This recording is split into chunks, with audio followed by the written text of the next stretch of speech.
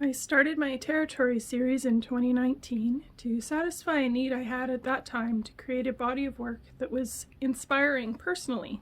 It was a break from a more colorful series that I was working on that year. A little bit of a backstory on what inspired this work.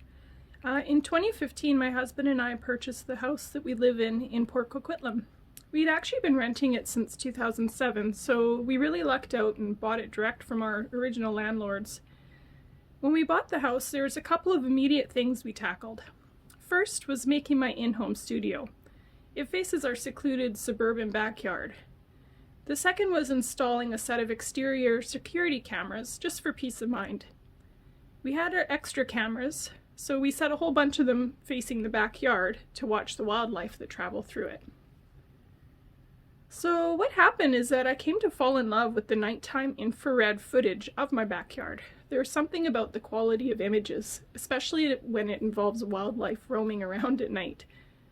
Over the next several years, the interest and, well, I'll just say honestly, the obsession with my backyard grew. I suppose this is where I first became really interested in the idea of territory as a series. Encounter comes from a place of wanting to relate directly to wildlife, and to have others also experience an encounter of their own. It's my first attempt at hand-drawn animation, and I'm really happy with it. Animation's actually an area I now plan to dive deep into, as it combines my primal love for drawing with an output that's purely experiential for the viewer, which for me really covers all the bases as an artist. In terms of the rest of the drawings in territory, I spend a lot of time thinking about wildlife conservation matters, and part of that is thinking about trail cameras and how those devices do or do not impact wildlife. As an artist, the photos, or captures, as they're called by trail cam owners, offer up their own sort of visual language. The resulting images are the opposite of what most would call a nice wildlife portrait. The animals are askew, they're halfway out of the frame, there's blurred movements, some areas are highlighted details and some are none at all. Even the negative space is interesting to me. But more than that, the visual language of wildlife captures starts with the fact that humans are trying to have some sense of control over what happens when we aren't physically present in a space. We're obsessed with territory, be it an imaginary property line or a time of day when we're not physically present. The visual language offered by wildlife camera images are both a human's attempt to capture the animal, while at the same time it's a rejection of human control, in that the animals are not compositionally posed subjects. They're simply responding to yet another foreign thing left out by humans. All of these elements are why I love incorporating this visual language into my drawings. It's not just because they look cool to me, it's because there's a form of rebellion against human controls here.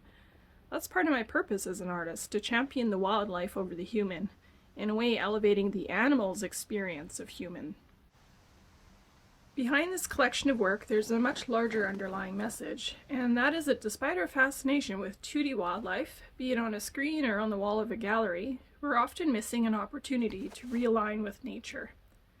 All we really have to do is prioritize being in it, listening and regaining our own capacity to harmonize with wildlife, rather than manage it. I think back to my childhood summers sitting absolutely still at the edge of a pond, watching the tadpoles and catching frogs. You had to be one with the pond life so that it would reveal itself and in a way accept you as part of it. The planet's like a giant pond, and at the moment we're lighting off fireworks and looking up photos of frogs right beside it. We need to take off our shoes, let the pond mud squish in between our toes, crouch down to the height of the reeds and just sit there in silence. Only then will we start to comprehend our place in nature, and then we will start to feel deeply grateful that we have had the privilege of being part of it.